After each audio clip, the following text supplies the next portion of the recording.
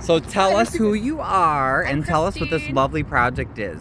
This is the Markham Library Nature Path that was installed. Well, we've been working on it for several months now, but we had our first planting on April 11th, and our part two was today, where we planted 800 something perennials, Prairie plugs. Ooh, okay. Everything here is all native. So we're at, if you don't know where the Markham Library is, this is 167 in Kedzie. And who are you, sir? Tell our viewers. My name is Dave Ward. I'm involved with Nordson Green Earth, and I'm kind of a plant person. He's our expert. Way back. That's awesome. So can you tell us now first of all, just so everybody knows, the taxpayers did not have to pay for this. Nordson is a nonprofit. They were able to obtain this funding. So this is a great public-private partnership. Can you tell us what kind of plants that you planted? What kind of plants? Yeah. I'm Here, gonna let's hand walk over and to talk. Dave, because he remembers it. But I just want to say that we secured the funding through a partnership with One Tree Planted and Origins, which is part of the Estee Lauder company. So they gave us $100,000 to install the path, and with the help of, we had 80 volunteers the first day, and we had over 30 today, and this is the result, and it's just going to keep looking better and better. Oh, awesome. Okay. Here, can you guys, when you just hold this, keep it on us while we're going to walk down this way, okay? And these are all natives, right? They're all natives. All of the smaller things that you see that don't look like bush, they are all prairie plants, prairie species. Everything that's got a woody stem is a native shrub or a native tree. Okay, and all the plants were grown at Possibility Nursery, which is down in Moni.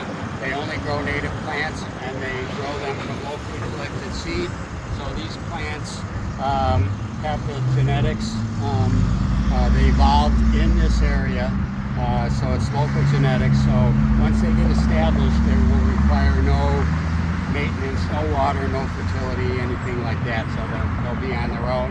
And so today was kind of our phase 2 planting. So the first phase was planting the trees and shrubs. Second phase was planting the prairie vegetation. And then the third phase is going to be a seeded prairie on the east side of the path. This side? Okay, where there's grass. Right, so in November we're going to come. Show them, Alondra, if you want. There you go, you can take a look down. So this will be prairie grass? This will be prairie plants. Or prairie plants? It'll be grasses, but it'll be a lot of flowering plants also. Oh, nice. Okay. And so this one will be seeded. The sod will be removed, and this will be seeded in November. Now, Dave, if people want to go can anybody go to Possibility Place? Yes, they have. They're primarily a wholesale nursery, but they have days like Saturdays. I think there's three or four days a week where they have retail sales. Okay. And you can go there, and the nice thing is they have them all displayed. They have a description of them. They tell you what environment they belong in: dry soil, wet soil, full sun, part shade, all the things you need to know, because it's critical to locate a plant in an environment that it will thrive. Okay. So Possibility Place, you can go, you can show up. Do you want to? Oh no, I said you don't want to. I do want to mention one thing. We're also having a story walk with story walk signs that will be along the path. So we're going to feature new books from different authors where you can follow along as you're walking the path. So. And there will be some benches. And some benches and some art from an art club, a local high school art club. So look out for that. So it's still evolving. And this will just hopefully increase patrons' walkability to the library and just bring some nature. I mean, as you know, Kedzie is such a busy street with trucks and things like that. But Right. Well, here, follow me. Let's walk a little bit more. So tell us, as we're walking down here, tell us more about Nordson Earth. So what do they do? So we, and by the way, which we'll feature later, we planted the first Miyawaki forest in Illinois. We're a new nonprofit where we install green spaces, and we're focused on the Southland community right now, but really Chicagoland. Okay. Yeah. That's awesome. So we're going to go there next. We'll show you guys the forest at the courthouse. We just wanted to show you this lovely path. So how many volunteers showed up today? Over 30. Oh, Yeah. So we had over 30. We had over 80 on the first day, and yeah, and we we got a lot done. So. Awesome. Okay, great. Well, we're gonna go check out the I would say it wrong. Miyawaki Forest next. So thanks for joining us, and thank you guys for putting so much work into the Southland, because I mean we appreciate it. So One of the neat things about these projects is we actually got students involved, which I think is really important, and also a lot of local residents. So there's some buy-in from the local residents too, which is I think important. Yay. All right, thanks guys. All right, thank you. All right, everybody, so welcome. We are at the Markham Courthouse here. So this is the 6th District Courthouse for Cook County, okay? So unfortunately, very car-centric. We're off Kedzie, right down the street from the library. But look, we have this little, right next to the courthouse, this little oasis. And this is Christine. Christine, you want to introduce yourself? Tell us who you are. Hi, everybody. I'm Christine Danhausen-Bruhn, and I'm the Chief Operations Officer for Nordson Green Earth Foundation, and then I'm also on the University of Illinois College of Medicine faculty in public health. So I tie public health and climate and community together. Awesome. So what is a Miyawaki forest? Look at this. Isn't this interesting? Isn't it beautiful? So a Miyawaki forest is a man-made forest that is planted to try and mitigate some of the effects of climate change and bring back some greening and shade to communities. So we're going to walk up to the forest. We planted this forest about 3 years ago. This was, if you look around here, and it was just grass. Right. This spot was grass. There were 2 trees here that were dying or dead that the courthouse took out, and so we needed a place to pilot the Miyawaki method in Illinois. So this was the first one planted in Illinois. We planted 325 plants. Roughly 30 trees are in there. And for those who don't know, a forest has 4 layers. We planted all 4 layers and of succession as we were doing it. So this was planted with really tiny plants. They were, a toddler could have planted them. So that's what we did 3 years ago. And now this is what we've got in 3 years. We amended the soil with biocompost, and it's making everything grow beautifully. And the whole concept of the Miyawaki forest is that it's supposed to grow much faster, right? It's going to grow about 10 times faster than a natural forest. And the reason why that is important right now is our urban areas are lacking green space, lacking an urban canopy, lacking trees, and we really need those to mitigate the heat that's coming off of these concrete surfaces. As you know, urban areas are filled with concrete and asphalt that just radiates the heat and just heats up the communities and creates a heat island effect. So this kind of mitigates that heat island effect. It also serves to absorb more water. When you have soil that is rich in organic matter, it can absorb more water, which prevents flooding. So there's so many benefits. Can you take us on a little walk through? Yeah, we'll walk through it. Follow. So a Miyawaki forest is meant to be very dense. I'm going to hand off my backpack here to my son for a minute. So as it grows, it kind of, we staked it initially. You'll see bamboo poles, and they were plants were tied off so that they would try to grow straight. Eventually, the poles don't do much good, and so things start to grow over you. So we've made a little path, so if you come here, you can walk through here. You just might have to push things out of your way. That's cool, and that's what it's supposed to do, right? Exactly. We want the things to grow thick. Yep. And this is what, you said 2 years old now? This is 3 years old. 3 years old, okay. And wow. feel here. Feel up with your hands up here. Wow. And then feel down here. Yes, what a Can you difference. feel how much cooler that is? Much cooler. So one of the things, and I'm feeling it on the back of me right now because this area is even a little more shaded. But when we're in here, it's just so much cooler. And so in an urban area where you have that heat island effect happening, this starts to cool off the community because it's not absorbing that heat into the urban area. It also is a much cooler area for people to walk in. Right. As you know, in communities like Markham and Harvey that are less prosperous than, say, a Wilmette or Winnetka, there's not a lot of places to go and walk where it's shaded. And you start to see that in the health outcomes within the community. You see higher rates of cardiovascular disease, higher rates of diabetes. So having more green space is important for a community to get people outside, to get people walking, to have them have the health benefits of nature around them. Absolutely. So that's one of our hopes for this. Some of the plant species in here, we do have an oak, at least one oak. We're hoping there's a couple more around. The oak is a pioneer species. We have shagbark hickory, we have hazelnuts. Those take a couple of years to start producing, so we're hoping that this year we might see a hazelnut. You can see this plant here with these catkins hanging off. That's the male hazelnut. So hopefully we'll have some. And what is this with the it looks like it's going to have flowers? This or are these berries? What would that be? We have a black chokeberry in here, and I'd have to use my Seek app to really identify. pretty. Yeah. But so that's one of the plants that would be here, a black chokeberry. We also have I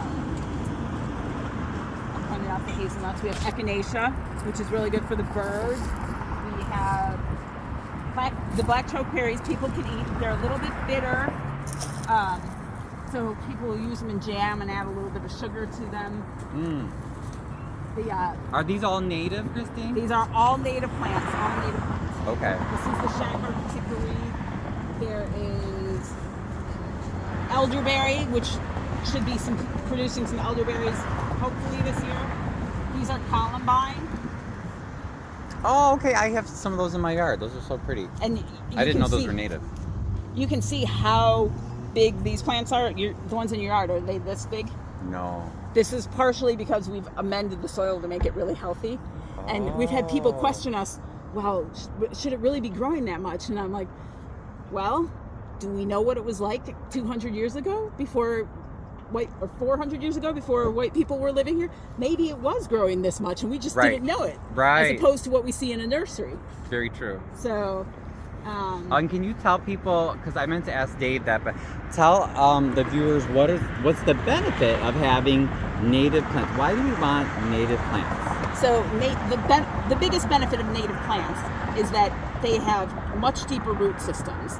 So you don't have to replant them every year. They will come back and they can tolerate when we have a drought or when we have some heavy rains. So they will adjust to what our environment and climate is. So they don't need as much upkeep. They don't need as much care. So you can plant this. We've done nothing. This is how it's coming back this spring. One of the things about someone might say, oh, this is really dense. Is this safe? This is what we want a Miyawaki forest to be. That's what makes it, when it's this dense, that's what makes it so cool. When it's this dense, that's what buffers some of that noise when you're on the other side of the forest. It's meant to be this way.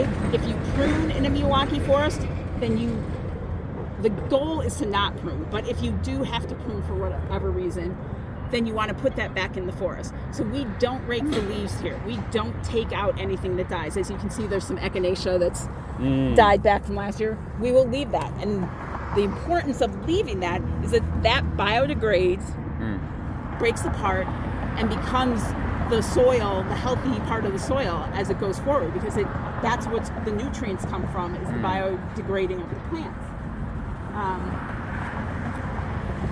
And I love it. There's so much information that people can transfer for their own lawn. So let's say if you have a suburban lawn, what we don't want you to do, what we're trying to educate people is we don't want you to do the typical, you're applying chemicals, you have lots of one species of grass, a lot of invasive species, which are plants that usually don't come from our area, and they tend to overtake other plants.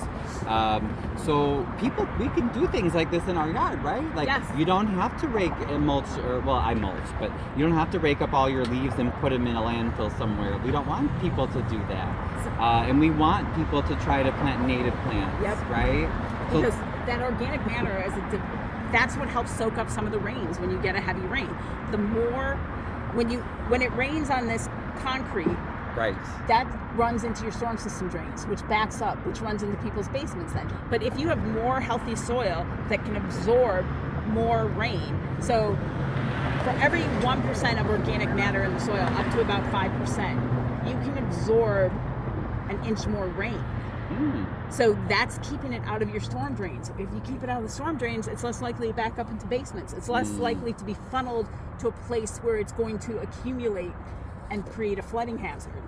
So we want to keep water in place because that also is what replenishes our groundwater systems. Not all of us get the benefit of getting water from Lake Michigan. Some of us rely on the groundwater underneath us. So we need nature and forests to be pulling that water into the groundwater systems beneath us so that we have some fresh water to drink and clean and bathe with.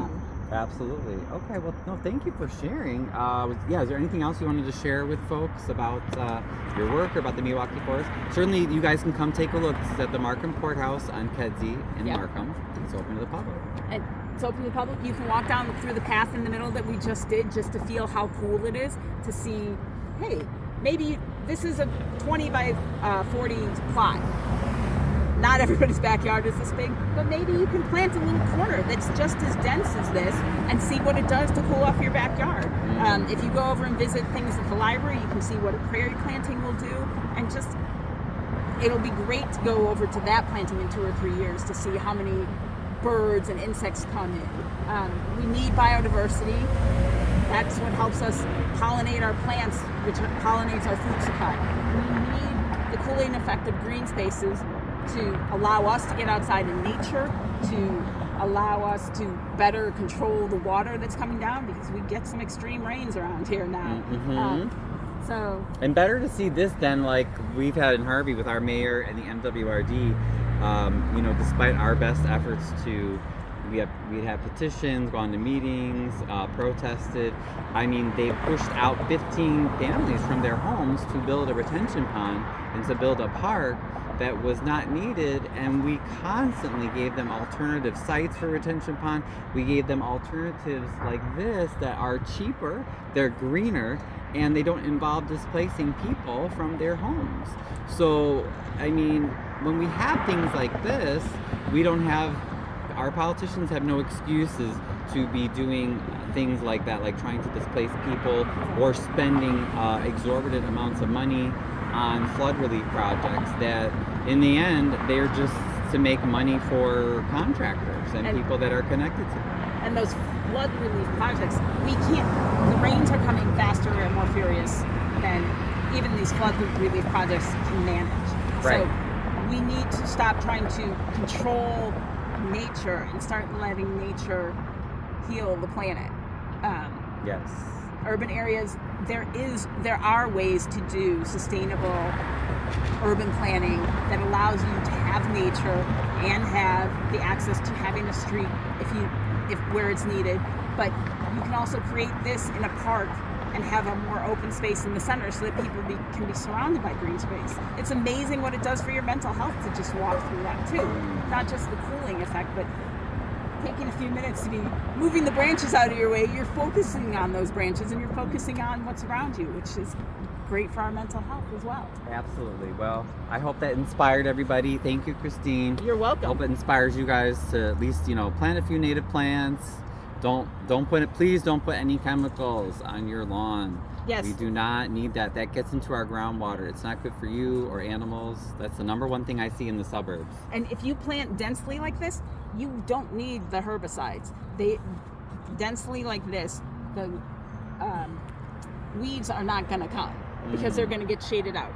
We do have to come by and take out invasives every once in a while, but that's the nature of, we have birds that bring seeds and transfer them from place to place. So you still have to keep on top of the natives, but the more this is biodegrading, and over time you can see in here the leaves.